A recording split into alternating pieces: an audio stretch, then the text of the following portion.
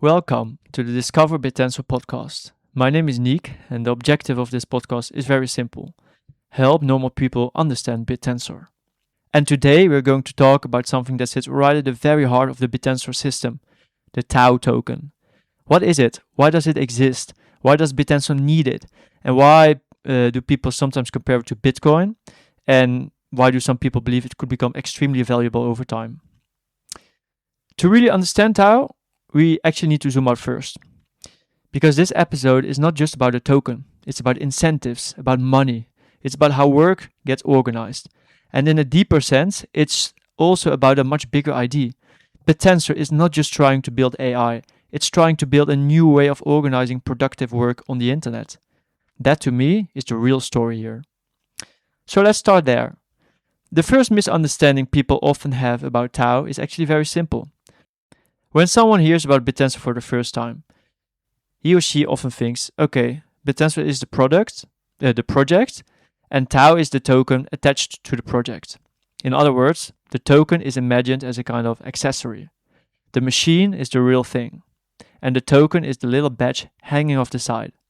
But in Bittensor, that mental model is basically backwards. TAO is not decoration, it's not branding, it's not some optional crypto ornament sprinkled on top because apparently every system in this industry must come with a ticker symbol. No. TAO is much closer to the monetary engine of the system. It flows through the network, it rewards miners, it shapes incentives, and it routes capital between different parts of the ecosystem. And it turns participation in the network from something ideological into something economic. So the real question is not what does the token do on top of Bittensor. The real question is something deeper. What kind of network actually needs a native monetary layer in order to function? And once you ask that question, the design of Bittensor starts to make much more sense. To understand why TAO exists, we first need to understand what Bittensor is trying to solve. And the original Bittensor white paper is quite clear about this. It starts from a simple observation. Machine intelligence is becoming one of the most valuable resources in the modern world. But the way we organize its production is still very centralized. Today, if you want to build powerful AI systems, you typically need enormous resources. You need massive amounts of compute, you need large teams, you need capital. Which means most of the best AI development ends up happening inside large organizations and major tech companies, such as OpenAI or Anthropic. That creates a kind of concentration. On one side, you have giant labs with massive budgets. On the other side, you have open source communities, which are often incredibly creative and brilliant, but historically struggle with incentives. Open source is amazing at solving the permission problem. Anyone can contribute, anyone can build, but it has often been weaker at solving the economic problem. Linux is the classic example. Linux changed the entire world, but you couldn't really own a piece of Linux itself. The economic value appeared around it. Hosting companies, consulting firms, cloud providers, enterprise services, but not directly inside the protocol. So Bittensor asks a different question. Instead of organizing AI development through companies or loose volunteer communities, could we organize it through a market? A peer-to-peer market where useful machine intelligence is continuously produced, evaluated and rewarded by the network itself. That's the core idea.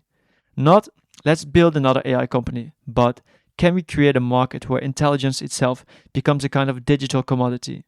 And as soon as you try to build a market, you need a native unit of economic coordination. You need money inside the system, and that money is TAO.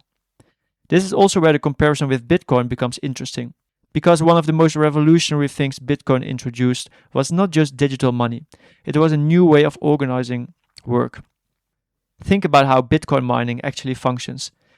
There is no Bitcoin headquarters hiring miners. There are no job interviews.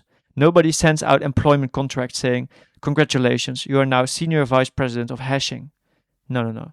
Instead, Bitcoin does something much simpler. It defines rules. If you perform the work that secures the network, you receive a reward. That's it. Bitcoin doesn't manage labor. It designs incentives. And if the incentives are strong enough, people all over the world organize themselves into a massive machine that performs useful work for the network. Bittensor takes that same organizational logic and applies it to a very different domain. Instead of securing a ledger, the goal is producing useful machine intelligence. And more actually, but mostly this. So the similarity looks like this. Bitcoin says, do useful work for the network by securing the ledger. Bittensor says, do useful work for the network by producing digital commodities, models, compute, predictions, data, agents, and get rewarded if that work is judged valuable. That's why the Bitcoin comparison is meaningful. But it's also why Bittensor is not just Bitcoin with AI on top. Because deciding what counts as useful intelligence is far more complicated than deciding whether a hash is valid, which means the incentive system has to do much more complicated coordination. And this leads to one of the most interesting aspects of Bittensor. It's not just a token system, and it's not just an AI network. It's actually an experiment in a new labor model. In the traditional corporate structure, work is organized in a very specific way.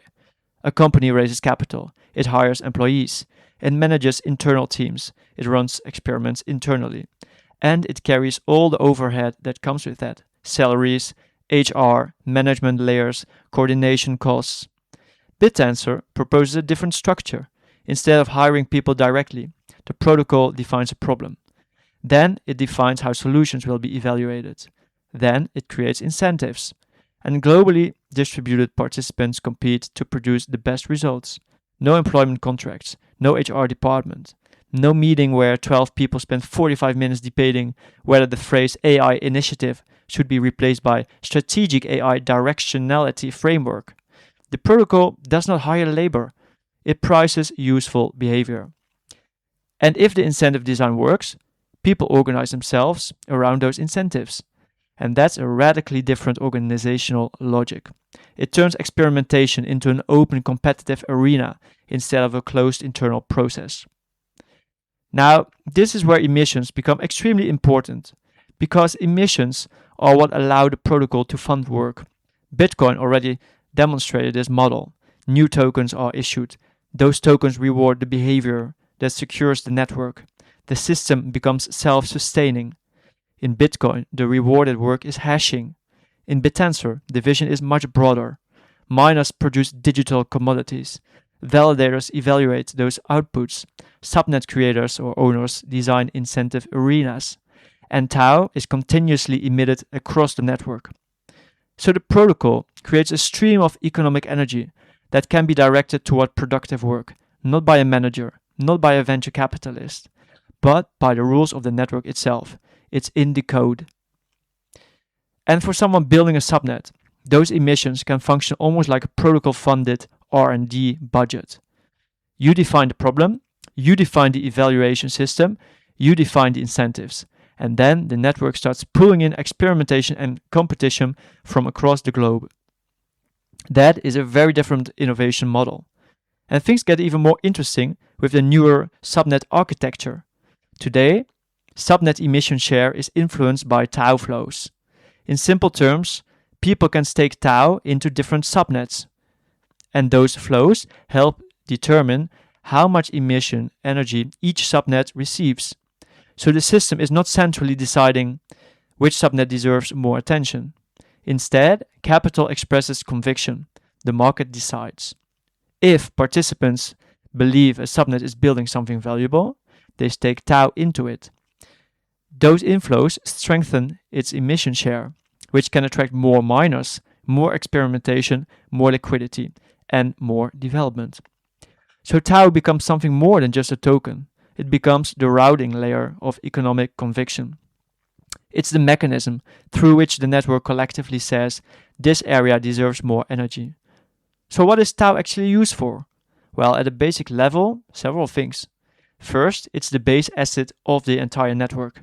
It's the token emitted by the protocol to reward participants. Second, it's used for staking. Participants stake TAO into subnets to gain exposure to the subnet economies. Third, it acts as the capital allocation layer. TAO flows help determine which subnets receive more emission energy. And finally, it acts as the monetary glue, connecting many different subnet markets under one shared economic system. So TAO is at the same time a reward asset a staking asset, a routing asset, and the monetary base of the entire ecosystem. And just like Bitcoin, there will only ever be 21 million TAO tokens. To make this more concrete, let's look at a few examples. I know that this might sound pretty vague to people who are not really used to these kind of tokenomics. So let's have a look at some of the subnets on Bittensor. Take a subnet like Red Team. This subnet focuses on cybersecurity challenges. Miners compete to submit code solutions that solve technical security problems. Instead of one company funding a large internal research team, the subnet creates an open competitive environment. Participants build solutions, validators evaluate them, and the network distributes rewards. So the subnet effectively becomes a continuous research environment. Companies can then focus on integrating and deploying the best results. The exploration layer happens inside the subnet. So miners basically come up with new ways to bypass security, okay? And validators score those different methods. The subnet, or the people behind the subnet, they can basically compare all these proposed new strategies and adapt their products so that their products are really up to date and are resistant against all new forms of cybersecurity risks. And because this happens in Bittensor, it's a continuously evolving product, and the subnet team can very quickly update their product, which is pretty exciting actually. Another example is Yanes MIID. I don't know how to pronounce this one. I always call it Yanes. This subnet focuses on generating synthetic identities used to test financial crime detection systems. Think about fraud detection, anti-money laundering workflows, and compliance systems. These industries need enormous amounts of high-quality test data.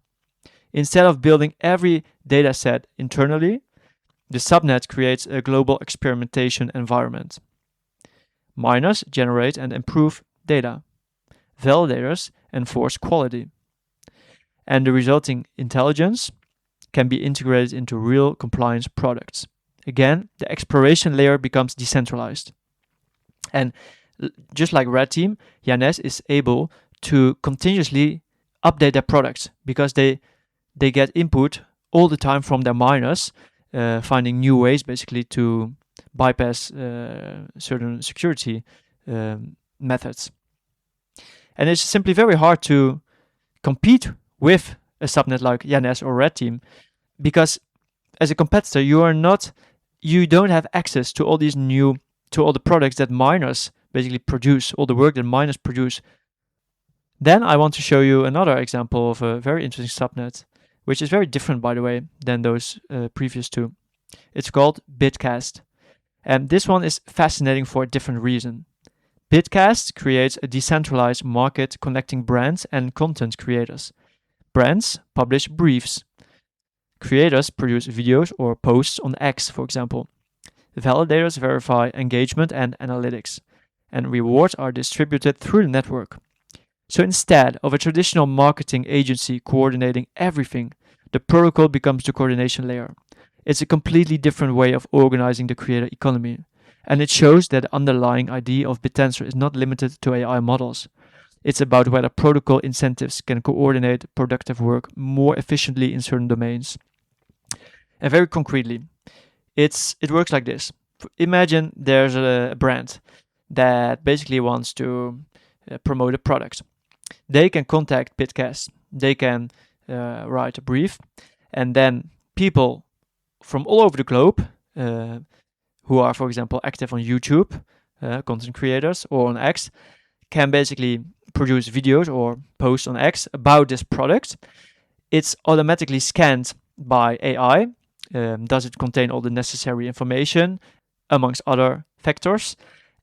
If it gets a lot of engagement, if a lot of people watch the video, for example, or see the tweet, then the miners, because in this case the content creators are the miners, get rewarded instantly. They get paid in TAO or in the subnet token of Bitcast, which they can sell for TAO if they want to. So it's very interesting because you basically take away the middleman. So Why does all of this matter for TAO?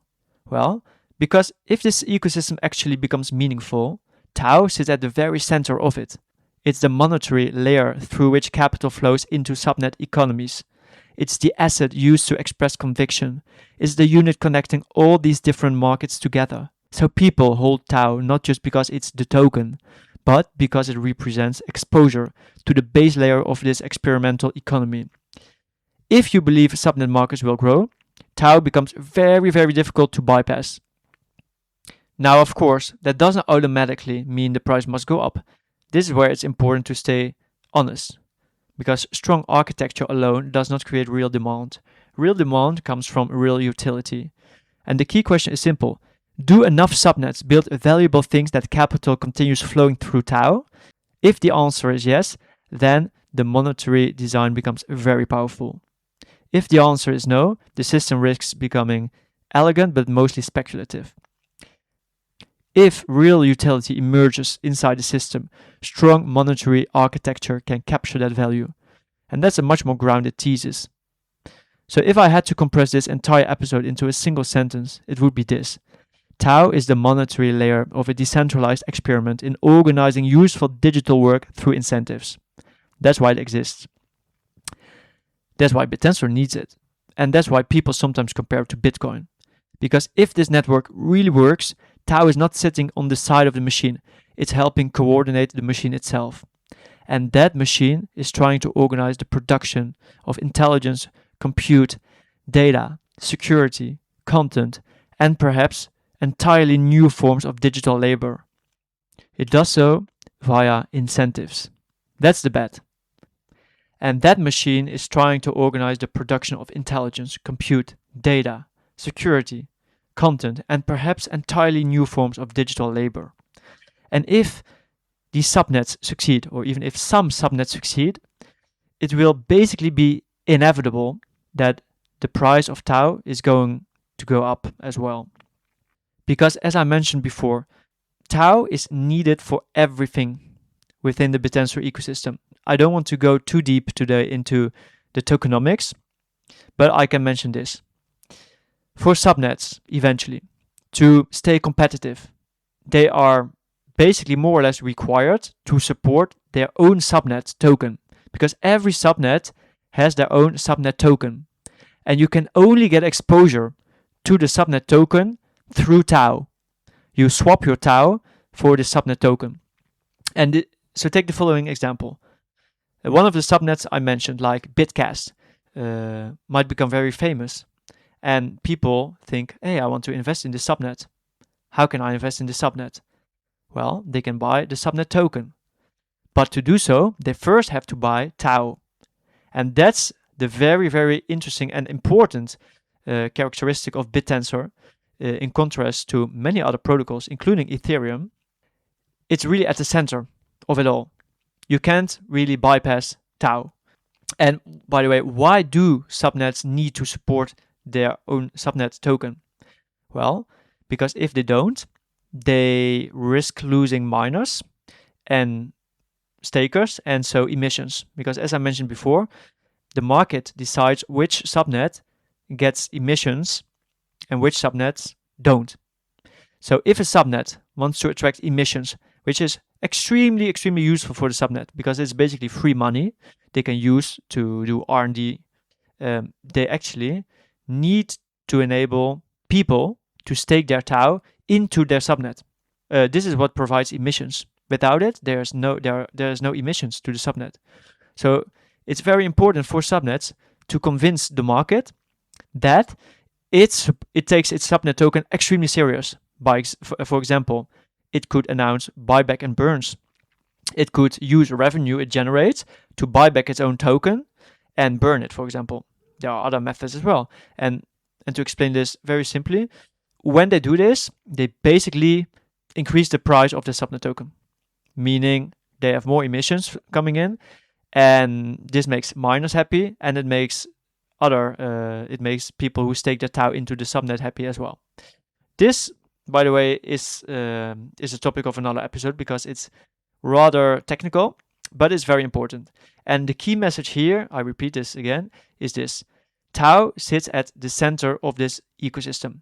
If subnets succeed, it's almost unimaginable that the price of TAO is not going to go up. I have more information about the tokenomics on my website, discoverbittensor.com, so you can check that out. And I will dedicate another episode to this topic because it's very important to understand. So I hope that this episode helps you understand a little bit more of.